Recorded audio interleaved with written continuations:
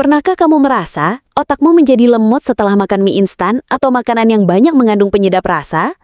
Pernah dengar mitos bahwa micin bisa bikin bodoh? Inilah saatnya kita bongkar fakta sebenarnya. Karena di balik rasa gurih yang menggoda itu, tersembunyi sejarah panjang, kontroversi global, dan kejutan ilmiah yang mungkin belum pernah kamu dengar sebelumnya. Micin, atau lebih dikenal dalam dunia sains sebagai monosodium glutamat, bukanlah bahan ajaib baru dari abad ini. Ia ditemukan lebih dari 1 abad yang lalu oleh seorang ilmuwan Jepang bernama Kikunai Ikeda. Ikeda mengisolasi zat ini dari rumput laut kombu setelah menyadari bahwa sub buatan istrinya memiliki rasa khas yang tidak bisa dijelaskan oleh rasa asin, manis, asam, atau pahit. Ia menyebut rasa baru ini sebagai umami, yang dalam bahasa Jepang berarti rasa yang lezat. Penemuan ini mengubah dunia kuliner. Dengan micin, cita rasa makanan bisa ditingkatkan tanpa menambahkan banyak garam atau lemak.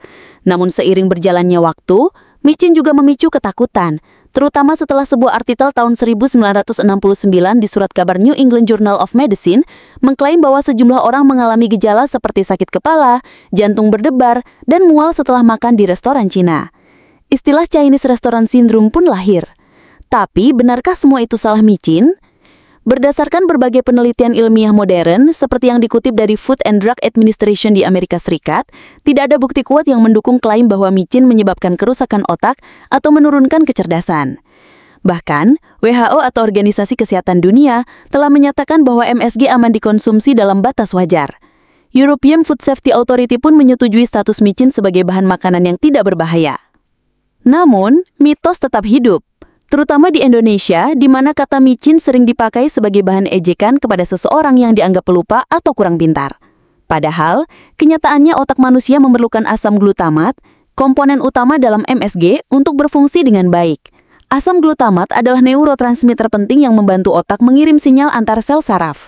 Banyak orang tidak sadar bahwa glutamat juga terdapat secara alami dalam makanan seperti keju, tomat, jamur, dan daging. Bahkan, air susu ibu mengandung kadar glutamat yang sangat tinggi, jauh lebih tinggi daripada yang bisa kamu temukan dalam seporsi mie instan. Jadi, jika glutamat benar-benar membuat bodoh, bayi yang menyusu seharusnya terkena dampaknya. Tapi justru sebaliknya, ASI adalah makanan terbaik untuk perkembangan otak. Salah satu alasan kenapa micin mendapat reputasi buruk adalah karena sering dikaitkan dengan makanan instan dan jajanan murah yang rendah gizi. Ketika seseorang terlalu sering mengkonsumsi makanan cepat saji, bukan hanya micin yang masuk ke tubuh mereka, tapi juga lemak jenuh, gula tinggi, dan karbohidrat olahan. Pola makan seperti ini memang bisa berdampak buruk terhadap kemampuan kognitif, tapi bukan karena micinnya. Dalam sebuah penelitian yang dilakukan oleh University of California, ditemukan bahwa tikus yang diberi diet tinggi lemak dan gula memiliki penurunan memori dan kemampuan belajar. Tapi ketika diberikan glutamat, tikus-tikus ini justru menunjukkan peningkatan konektivitas antar sel otak. Ini membuktikan bahwa glutamat bukanlah musuh otak. Micin sering digunakan sebagai kambing hitam dari masalah kompleks yang lebih dalam, ketidaktahuan tentang nutrisi, akses terbatas ke makanan sehat, dan kesenjangan sosial ekonomi. Ketika seorang anak dari keluarga kurang mampu tidak menunjukkan prestasi akademik tinggi, masyarakat dengan mudah menyalahkan makanan murah seperti mie instan. Padahal, faktor terbesar adalah kekurangan gizi seimbang yang berlangsung lama. Di sisi lain, penggunaan MSG secara moderat justru bisa membantu memperbaiki gizi. Ketika makanan terasa lebih enak, anak-anak jadi lebih semangat makan. Ini sangat penting bagi anak-anak dengan gangguan makan atau kekurangan berat badan. Menurut jurnal ilmiah Appetite, penambahan MSG terbukti meningkatkan asupan makanan pada lansia yang kehilangan nafsu makan, sehingga membantu mencegah malnutrisi. Kita juga harus memahami bagaimana kerja otak manusia secara lebih dalam. Otak terdiri dari miliaran neuron yang berkomunikasi melalui sinyal listrik dan kimia. Glutamat adalah salah satu neurotransmitter penting yang mempercepat transmisi sinyal antar sel saraf. Tanpa glutamat, otak kita akan kehilangan sebagian besar kemampuannya untuk berpikir, belajar, dan mengingat. Dengan kata lain, glutamat adalah bahan bakar komunikasi saraf. Yang menarik, tubuh manusia sebenarnya menghasilkan glutamat sendiri. Bahkan, lebih dari 90% glutamat dalam tubuh berasal dari proses alami, bukan dari makanan. Artinya, mengkonsumsi MSG hanya menambah sebagian kecil dari total glutamat yang digunakan tubuh setiap hari. Ini makin memperkuat argumen bahwa MSG tidak berbahaya. Micin juga memiliki manfaat tak terduga dalam pengobatan. Dalam penelitian yang dikutip dari jurnal Clinical Nutrition, MSG digunakan untuk membantu pasien dengan disfagia atau kesulitan menelan. Penambahan MSG dalam makanan mereka meningkatkan produksi air liur dan membuat proses menelan lebih mudah. Ini membuktikan bahwa micin memiliki aplikasi medis yang layak. Tidak hanya itu, MSG juga telah digunakan untuk mengurangi kecanduan garam. Dalam program diet rendah sodium, MSG digunakan untuk mempertahankan cita rasa makanan tanpa meningkatkan tekanan darah.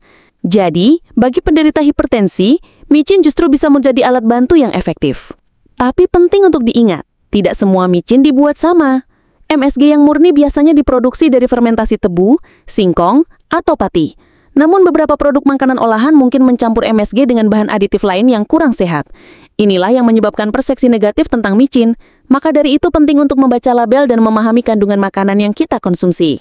Kalau kamu sudah menonton sejauh ini, kamu pasti sepakat bahwa pengetahuan adalah senjata paling ampuh melawan mitos. Jangan lupa berikan komentar tentang pendapatmu soal micin dan apakah kamu pernah percaya pada mitos ini? Klik tombol suka dan bagikan video ini ke sebanyak mungkin orang agar mereka juga tercerahkan. Mari kita bicara tentang masa depan. Di masa depan, dengan populasi yang terus meningkat dan kebutuhan pangan yang makin kompleks, teknologi pangan seperti MSG akan menjadi semakin penting. Bayangkan, jika kita bisa membuat makanan sehat, rendah garam dan tetap lezat bagi miliaran orang hanya dengan sedikit penambahan micin. Ini bukan sekedar kemungkinan, tapi kebutuhan.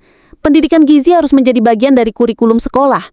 Anak-anak perlu diajarkan bahwa rasa gurih tidak selalu berarti tidak sehat dan bahwa memahami sains lebih penting daripada sekedar ikut-ikutan.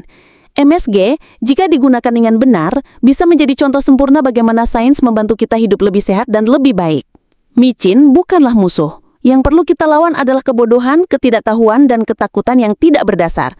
Mari kita gunakan logika, ilmu pengetahuan, dan empati untuk menilai apa yang kita konsumsi. Setiap kali kamu menambahkan sejumput micin ke masakanmu, ingat bahwa kamu sedang menggunakan penemuan ilmiah yang telah diuji oleh waktu dan ilmu. Sebagai penutup, jika kamu merasa video ini bermanfaat, jangan lupa tekan tombol subscribe dan aktifkan lonceng notifikasi. Setiap minggu, kita akan membongkar lebih banyak mitos dan mengungkap kebenaran yang jarang diketahui. Dan ingat, cari fakta bukan sekedar opini. Kuak semua rahasia dunia hanya di Kuak Fakta.